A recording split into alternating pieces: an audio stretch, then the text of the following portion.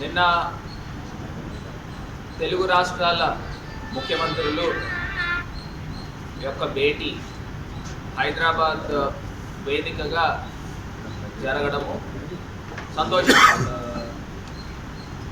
కాకపోతే నిన్న మీటింగ్ అయ్యి వచ్చిన తర్వాత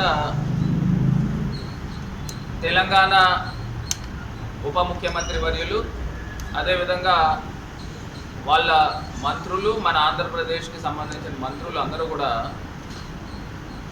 ప్రెస్ మీట్ పెట్టిన తర్వాత ఏదో కాలయాపన మీటింగ్గా అనిపిస్తూ ఉంది. ఎందుచేతనంటే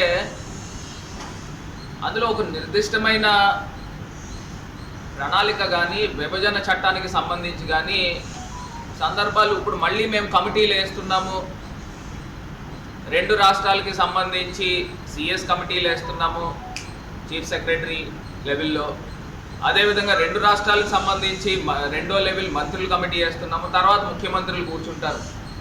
అసలు నాకు ఒకటి అర్థం కానిది ఏంటంటే గడిచిన 10 సంవత్సరాల నుంచి కూడా ఇప్పుడు దాకా జరిగింది కేంద్ర ప్రభుత్వం జోక్యం లేకుండా మరి వీళ్ళు కమిటీలు వేస్తూ ఉన్నారు. కేంద్ర ప్రభుత్వం గతంలోనే కమిటీ వేసింది, high level committee, Sheela Bedi committee అని చెప్పి.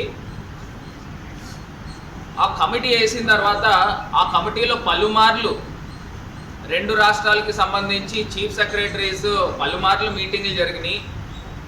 మరి దానికి సంబంధించి దాన్ని అక్కడ గాలికి వదిలేసి మళ్ళీ ఫ్రెష్గా స్టార్ట్ చేసి కాలయాపన చేస్తారా నేను అడుగుతా ఉన్నా.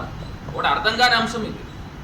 మరి కేంద్ర జోక్యం లేకోకుండా ఈ 2 రాష్ట్రాల ముఖ్యమంత్రులు ఏ రకంగా విభజన హామీలకు సంబంధించి మరి వాటాలు పంచుకుంటారో నాకైతే అర్థం కాదు. మరి అదేదో నిజంగానే నిన్న వీళ్ళు కూర్చున్నప్పుడు కేంద్ర ప్రభుత్వం వేసిన షీలా బేడీ కమిటీని వారిని కూడా పిలిచి ఉంటే నిజంగా అక్కడి నుంచి స్టెప్స్ అడుగులు ముందుకు వెళ్ళాయి. మరి 2 రాష్ట్రాలకి సంబంధించి కూడా పలు అంశాలపైన కోర్టుల్లో కేసులు కూడా ఇప్పటికీ కూడా నడుస్తూ ఉన్నాయి. ఇది ఒక్కసారి ఆంధ్రప్రదేశ్ రాష్ట్ర ప్రజలు గమనించగలరు.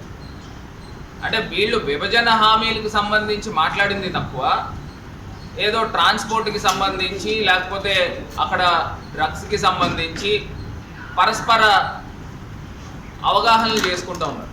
నాకైతే ఒకటే అర్థం కాని అంశం ఏంటంటే తెలుగు రాష్ట్రాల ప్రయోజనాల గురించి కూర్చున్నారా లేకపోతే వ్యక్తిగత ప్రయోజనాల గురించి మీరు కూర్చున్నారా అనే అంశము తెలియాల్సిన అవసరం ఉంది. ఎందుచేతనంటే అందరూ కూడా రాష్ట్ర వ్యాప్తంగా కాదు ప్రపంచవ్యాప్తంగా ఉన్న తెలుగువారు అందరూ కూడా ఈ భేటీ గురించి ఎదురు చూశారు, ఏ రకమైన అవుట్పుట్ వస్తుందని.